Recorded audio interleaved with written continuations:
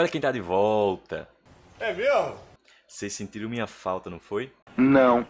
Então, alguns motivos pessoais, eu tive que me afastar um pouquinho aí, mas hoje, como vocês já estão vendo aí na tela, a gente vai falar sobre função do segundo grau. E assim, eu tentei resumir aqui, colocar nessa aula, tudo que você precisa saber e uma questãozinha do Enem para a gente ver como é que essas coisas funcionam. Então vamos lá. Ó. Primeiro, eu quero que você entenda o que é uma função do segundo grau. Veja aqui, ó. Uma função do segundo grau é uma função, como a gente já viu lá no primeiro grau, que relaciona um valor f de x, que a gente pode chamar de y, certo? Com uma expressão numérica, que é ax² mais bx mais c, onde eu já vou chamar a atenção para você do seguinte, ó. Esse a, esse b não são e não tem nada a ver com a e com b do primeiro grau. O a e o b da função do primeiro grau é uma coisa, o a e o b da função do segundo grau é outra coisa, vão significar outras coisas, tá? E aí, ó, esses números são números reais, com um a diferente de zero, porque se o a for zero aqui, a gente não vai ter uma função do segundo grau, porque zero vezes qualquer coisa é zero, ficaria só bx mais c, que seria uma função do primeiro, outra história aí, nada a ver, beleza? Então veja só, nessa função do segundo grau aqui, existe uma coisa muito importante que é esse valorzinho de c. Esse valor é onde a função toca o eixo y, certo? Por quê? A gente lembra que da função do primeiro grau, um valor que toca no eixo y, um valor que está no eixo y, é um valor que tem coordenada x, 0. E aí quando você põe 0 aqui no x, fica só a coordenada c, que é justamente o ponto onde a função, onde o gráfico vai tocar o eixo y. E aí eu vou relembrar para você que uma função relaciona o quê? Valores de x com valores, valores de x com valores de y, né, que é o f de x, através dessa lei matemática aqui, né, dessa expressão numérica. Então lembra que qualquer função sempre vai relacionar um valorzinho de x com um valorzinho de y. Para cada valor de x você vai ter um y e para cada y você vai ter um x, formando assim os pontinhos do gráfico lá no plano cartesiano, certo? Então veja como esse exemplo aqui. Isso aqui é uma função de segundo grau, onde o nosso a é 2, o nosso b é 3 e o nosso c é 4. Repare que se o x for igual a zero, aqui a gente vai ficar com 2 vezes 0, mais 3 vezes 0, mais 4. A resposta aqui seria 4, certo? E o nosso ponto no plano cartesiano seria o x é 0, que já falei, e o resultado do nosso y é 4. O resultado da nossa função é 4. Então esse ponto estaria lá no eixo y, certo? Uma coisa mais ou menos assim. Um ponto aqui no 4, certo? No eixo y. Então fiquem muito atentos a isso, tá? Essa outra função aqui é uma função em que o coeficiente do x² aqui, né, o a, ele é negativo. A gente vai ver o que é que significa logo mais. E aí, ó, o a é menos 1, certo? O 1 não precisa aparecer para a gente dizer que ele está aqui. O b vai ser 5 e o c vai ser menos 10. Repare que o valor de c já indica que no plano cartesiano vai ter um pontinho aqui no menos 10 no gráfico dessa função, certo? Isso já é beleza. O que é que eu quero falar com vocês agora? Eu quero falar com vocês das raízes, que são os valores onde o gráfico toca o eixo x. A gente viu isso também lá na função do primeiro grau, certo? Porque as raízes são os valores onde o gráfico toca o eixo x. Isso seja lá em qualquer função. Porque é o valor dos pontinhos quando o y é zero. Para cada valor de y eu vou ter um valor de x. Para cada valor de x eu vou ter um valor de y, tá? Se alguém quiser, depois eu posso demonstrar essa fórmula aqui para vocês, justamente fazendo isso. Igualando o y da nossa função, né? A nossa função está aqui, ax² mais bx mais c. Se a gente iguala essa função, o y, a zero, a gente consegue chegar a essa resposta aqui tranquilamente, tá? Fazendo algumas continhas, alguns artifícios algébricos, a gente consegue fazer isso. Mas aqui está a fórmula. X, que é a raiz da função, é menos b mais ou menos raiz de delta sobre 2a, onde o delta é b² menos 4ac. Repare só, uma função de segundo grau, ela vai ter no máximo duas raízes, podendo ser uma para mais, com a outra para o menos. Ela vai poder ter só uma raiz, que seria se o delta aqui fosse zero, aí não faria diferença o mais ou menos. ou ela podia não ter raiz, se o delta for negativo. Mas isso a gente vai ver logo mais, tá? Vamos tentar achar a raiz dessa função aqui, ó. O que é que você tem que fazer, você que está começando, que está exercitando agora? Identifica lá os seus coeficientes, ó. O A é menos 1, o B é menos 3 e o C é 4. O que é que você faz agora? Vou escrever esse 4 aqui. Você vem no seu delta e substitui essas coisas, tá? B ao quadrado menos 4AC é o delta. Então, B ao quadrado é menos 3 ao quadrado. Lembra que se tiver um sinal, coloca um parênteses, tá? Menos 4A, que é menos 1, C, que é 4. Coloquei parênteses nos dois por causa desse sinal. Bem, quem é o nosso delta? Apareceu mais um S aqui. Menos 3 ao quadrado é 9. Menos 4 vezes menos 1 vai dar mais 4. Mais 4 vezes 4 vai dar 16. Então, fica positivo, 16. O delta é 25.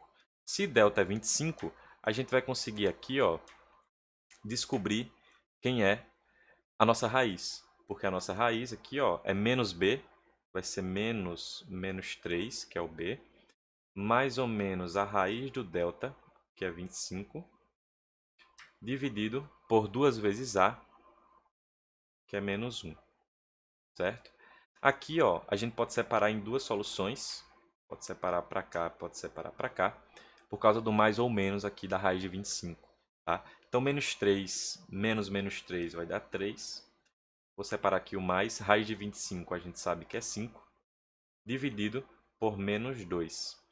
E aqui embaixo, menos menos 3 vai dar 3, menos raiz de 25, que é 5, dividido por menos 2, né, que é 2 vezes menos 1. Então, repare só. Aqui a gente tem 3 mais 5, que dá 8. 8 dividido por menos 2, isso vai dar menos 4. 3 menos 5, isso aqui vai dar menos 2. Menos 2 dividido por menos 2, isso aqui vai dar 1. Significa que nossas raízes, os valores onde o gráfico, onde a função toca o eixo x, tá? As raízes, são menos 4 e 1. Nesse caso, a gente tem duas raízes. No plano cartesiano, elas se encontrariam no eixo x. Tá? No 1, vou colocar ele mais ou menos aqui, bem fora de escala. Tá? Então, a gente teria esse pontinho aqui. E o menos 4 ficaria um pouco mais para cá, fora de escala. A gente teria esse ponto também no gráfico. Tá? E aí, ó, falando em gráfico, vamos falar dele?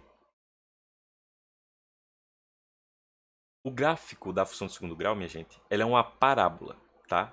E repare só esse esqueminha que eu coloquei aqui, que é para você nunca mais esquecer, é para você olhar isso aqui, isso aqui. Se você aprender isso aqui, meu irmão, você já aprendeu mais de 50% do que você precisa de tudo aqui. Eu diria mais, de mais de 70% do que você precisa saber aqui sobre o gráfico, sobre função do segundo grau.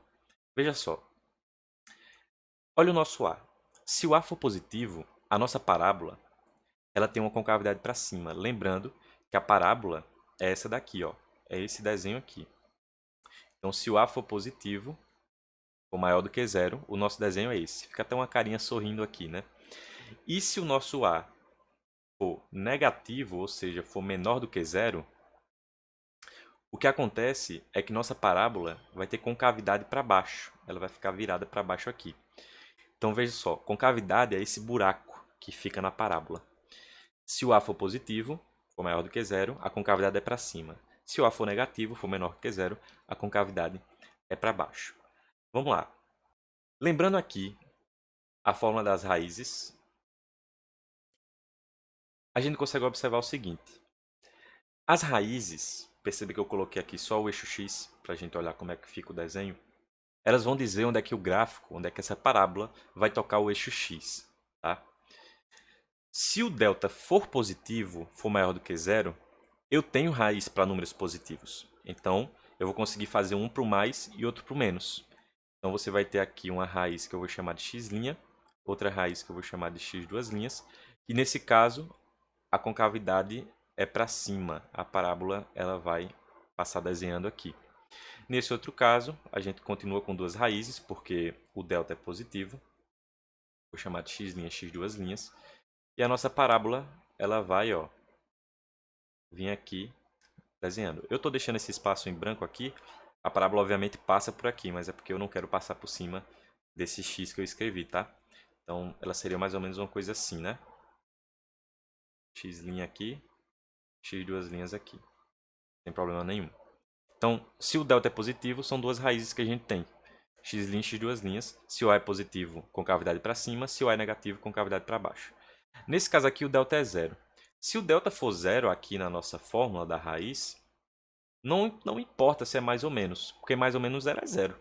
Então fica só como se fosse menos b sobre 2a, uma só raiz. Então, ó, essa raiz fica aqui, em algum lugar do eixo x. Se o gráfico for para cima, o a é positivo. Então ele vai passar aqui assim, ó, tocando justamente em um pontinho.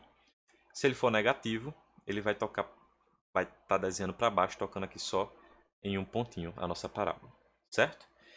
Bem, se o delta for menor do que zero, o que acontece é algo curioso. A gente não tem raiz de zero. Olha para cá, ó. Olha isso aqui. A gente não tem raiz de zero. Não existe raiz de um número, desculpa, menor do que zero. Raiz de zero a gente tem. Um número menor do que zero não existe, tá? Raiz dele não vai existir, pelo menos nos números reais. Então, se não vai existir raiz de delta, porque ele é menor do que zero, não vai existir raiz da parábola, da nossa função, do gráfico não vai ter raiz. Consequentemente, se não tem raiz, não toca o eixo x. Aí pensa comigo. Se o A é positivo, a concavidade é para cima, né? O buraco é para cima. Se ele é para cima e não toca o eixo x, eu não posso desenhar ele aqui embaixo, por exemplo, porque a parábola ela vai passar aqui subindo ainda, é infinito, né? Então, ó, ela vai ficar aqui em cima voando, não toca nenhum ponto do eixo x. E se o A for negativo, a concavidade e o buraco é para baixo. Então, ele vai passar aqui, ó, embaixo, sem tocar o eixo x, tá? Então, anote isso aqui, porque isso é muito importante. Eu já vi, inclusive, questão do Enem, tá? Pedindo para que você soubesse disso, para você conseguir a resolução, que aí é a partir da equação que será a nossa próxima aula, tá? Então, ó, anota isso aqui. Preste bastante atenção no que eu falei. Se quiser, volta. Se tiver com dúvida, comenta, me manda um direct, qualquer coisa do tipo. Porque isso aqui é muito, mas muito importante para que você consiga aí o sucesso em várias questões. Beleza? Vamos continuar essa aula na parte 2.